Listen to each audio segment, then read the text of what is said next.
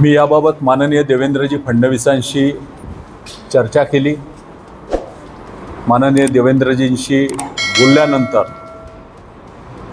मी 13 मेला ज्या दिवशी मी निवृत्त होणार आहे तेव्हापासून 6 महिन्याचा ब्रेक मी राजकारणात घेण्याचं निश्चित केलेलं आहे आणि 6 महिन्यानंतर पुन्हा एकदा जोशाने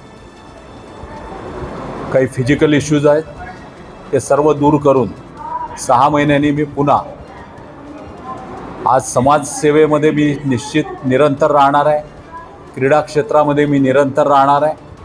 परंतु देवेंद्रजींनी सांगितल्यानुसार 6 महिन्यानंतर मी पुन्हा राजकारणामध्ये सक्रिय होणार आहे। कार्यकर्त्यांच्या विनंतीला मान देऊन आपण हा निर्णयावर विचार केला।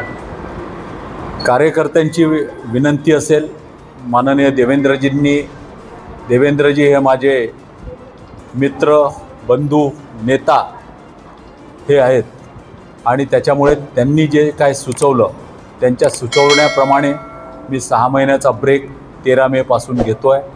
6 महिन्यानंतर पुनश्च एकदा फिनिक्स पक्षाप्रमाणे भरारी घेऊन राजकारणामध्ये मी पुन्हा सहभागी होणार आहे।